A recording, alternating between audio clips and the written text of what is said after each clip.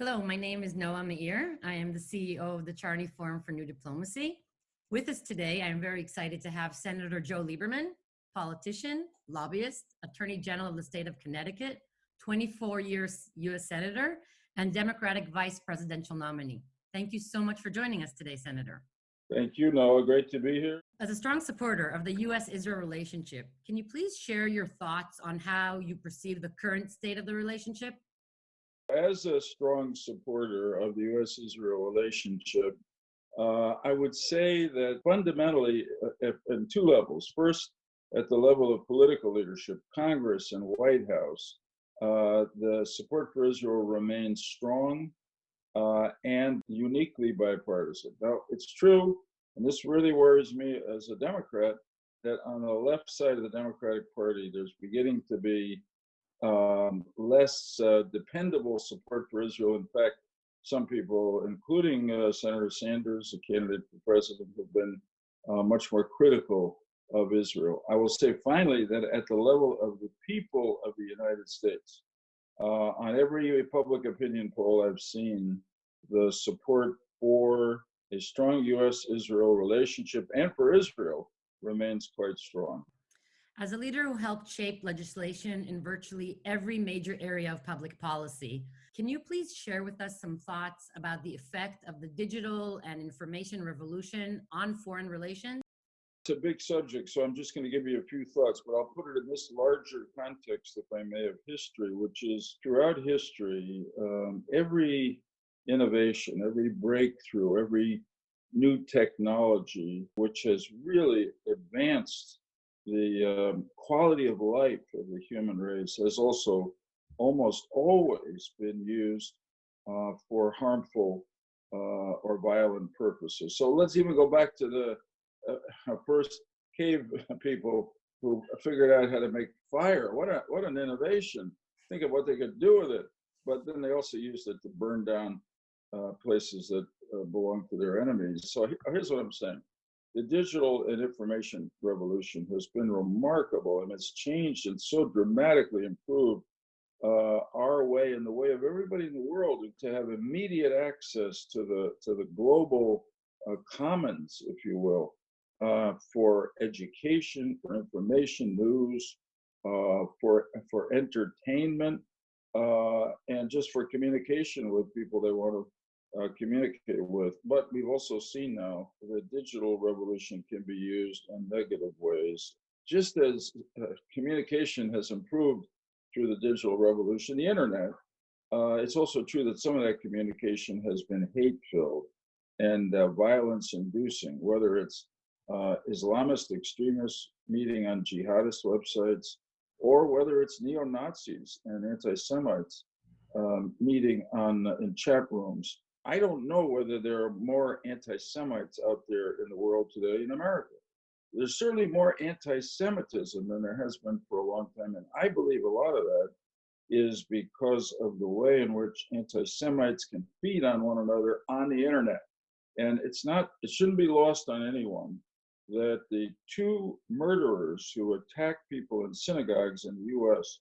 in the last couple of years in Pittsburgh and Poway, California, to the best of my knowledge, didn't belong to hate groups, anti-Semitic groups, neo-Nazi organizations that had meetings as we used to know them that demonstrated they were on the web, but also in corrupting election systems, as to me happened in the U.S. election last time and other elections throughout Europe and beyond. So the world community hasn't quite figured out, and national governments, how to regulate the use of the internet in a way that allows us to benefit, but also limit some of the terrible uses of the internet today that make our lives more dangerous. So as a follow-up to that, what we're seeing as a result of the digital information, and it's created a reality of an information overload. And my question is, as the co-chair of No Labels, which is an American political organization composed of Republicans and Democrats and independents, whose mission is to usher in a new era of focused problem solving in American politics, can you share some thoughts about this information overload and the effects you think it has on politics? So there are a lot of causes for the problem that no labels responds to. Incidentally, I've spent a lot of my time after I left the Senate being on this organization because I feel that the partisanship and ideological rigidity that has crippled our democracy here in America and created problems in other great democracies, sometimes Israel, really is one of the great problems that we face today. Because if you can't get the government to work, then you can't solve big problems. A lot of causes of this here in the United States: too much money in politics, the gerrymandering of districts, the way in which the media have become partisan. When I grew up in America, there were 3 broadcast networks, and they gave us the news. It wasn't partisan. I never knew whether Walter Cronkite was a liberal or a conservative or a Democrat or Republican. But today, the media, and particularly the digital media, become echo chambers for people. You go, for the most part, where you know you're going to hear what you want to hear, and it only makes you more passionate, more angry, more angry at the other people in the other party. It's not good. And we at No Labels are trying to counteract that, because we really think that the majority, or at least the plurality of people in this country, want their elected representatives in Washington to work across party lines to get things done. That's what we're all about. That the greatest accomplishment of No Labels is something we call the Problem Solvers Caucus in the House of Representatives. But it's really a question of overcoming the divisive influence or the divisive way in which the digital revolution can be used in our politics. So just to sum that up, you would say that the information overload has contributed to the partisanship over... It has, in the sense that people who feel a certain way, liberal, conservative, I mean like far left, far right, they can find in the midst of the overload something that will just make them feel they're absolutely right. As a matter of fact, make them feel angrier at the people on the other side. And, you know, as I always say, political parties are political parties. They're not nations with whom you're at war. We're fellow Americans. First, you have to listen to each other, which often doesn't happen on the internet. Then you have to see if you can find common ground, compromise on each side, but all of it to get something done. What do you see as potential implications of coronavirus on globalization and on diplomacy? Globalization is one of the results of the digital revolution, because of the ease with which we communicate, we know about each other, but in a digital reality that existed on the other side, one of the reactions that we were seeing in anti-immigrant policy, in Brexit, in some sense in the election of President Trump, and all throughout Europe and parts of Asia, was a kind of nationalism, which is the answer to the negative parts of globalization, is to hunker down, sort of put up our own country, keep foreigners out. But people are listening and watching what's happening. The coronavirus pandemic has shown us how much we are all dependent on each other. Virus that started thousands of miles away in Wuhan, China. And in a matter of months, it's in more than 180 countries in the world. The other thing is that we also see how much we depend on each other, not only for the conveniences of life, but for the necessities. So we are finding here in the US that a lot of the supply chain for pharmaceuticals that we need in response to the coronavirus, or for masks or other equipment, is from China. I think it raises a question about whether we really have to make an extra effort to recognize that the world is globalized. And it's not that you shouldn't watch out for your own national interest, but to make nationalism an extreme is not realistic. We got to figure out, hopefully after this, how to live better together. And one first thing would be to see whether we can find a way. The logical place is the World Health Organization, although there's a lot of people who don't have real confidence in WHO, but to find a way and a place for the nations of the world now to begin to cooperate on how we can be ready for the next pandemic, ready with equipment, ready with therapeutics, treatment medicines, and ready with vaccines. Great nations like the U.S.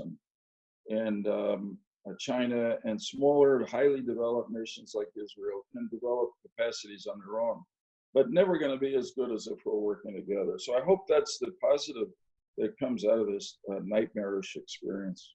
That is exactly a lead to my next question. Winston Churchill famously said, "Never let a good crisis go to waste." And indeed, every crisis serves as an opportunity. What are a few potential opportunities that you identify at this point and as a result of coronavirus? Well, Churchill is a wise man and a great leader. So never let a good crisis go to waste. It's a good human response because inevitably you want none to be depressed by a crisis. You want to think about how can we avoid this next time and get better prepared for it. And that I think is in addition to what I've just said about the importance of finding new ways to cooperate globally, because we're inevitably connected in the modern world. But in nations like ours, and we can do this cooperatively, here's a challenge to government.